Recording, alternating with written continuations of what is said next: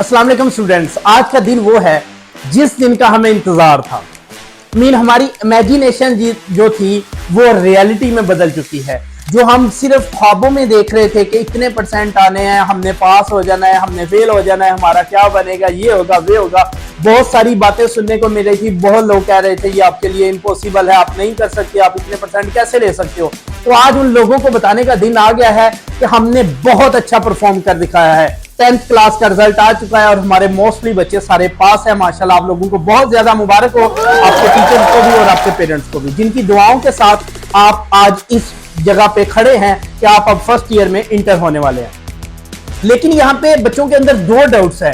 Mostly बच्चों ने मुझे ये कहा है कि सर मेरे तो 90% आने चाहिए थे, तो ये तो 85 आए हैं। तो कुछ कहते हैं सर मेरे 70 आने चाहिए थे, ये तो 50% है, 60% है। लेकिन मैं आप लोगों को ये बात बता दूं कि जितने परसेंट आ चुके हैं उस पर अल्लाह ताला का शुक्र अदा करें और अपने अगले गोल सेट करें। अब जो पीछे हो गया उस पर सोचने का हमें कोई फायदा नहीं होने वाला।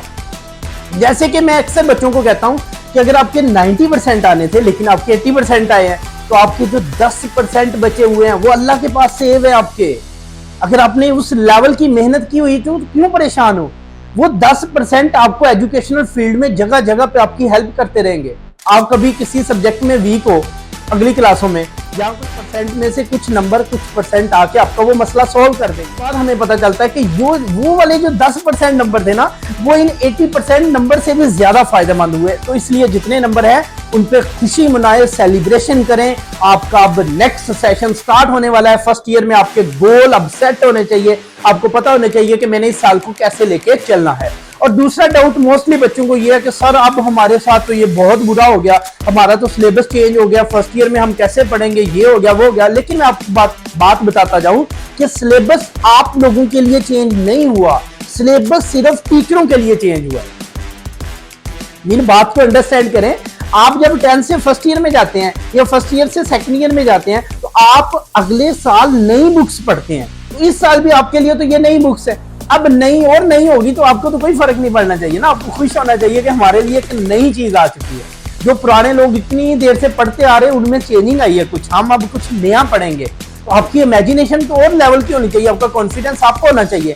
तो ये जो सिलेबस चेंज हुआ है ये टीचरों के लिए है। उनको अब लेक्चर से पहले थोड़ा सा और प्रिपेयर करना पड़ेगा। पहले उनके 10-20 साल का इतना एक्सपीरियंस हो गया था कि वो बुक्स खोले बगैर ही लेक्चर डिलीवर कर देते थे। तो अब वो देखा करेंगे कि हमने बच्चों को कैसे लेके चलना है, कौन सी तब्दीली आई है थोड़ी सी। तो आप लोग इस पे परेशान ना हो, आप सेलिब्रेशन करें। आप लोगों को सब्जेक्ट में सेटली आ गई है या वो फेल हो चुके हैं, तो आप लोगों ने भी परेशान नहीं होना। लेकिन अब आपका एक एम सेट होना चाहिए कि इस बार हमने इस लेवल की हार्ड वर्किंग करनी है कि हम किसी भी सब्जेक्ट में ना तो हम फेल के पास भी रुकेंगे और ना ही हमारे नंबर कम आएंगे, क्योंकि failure is the part of success.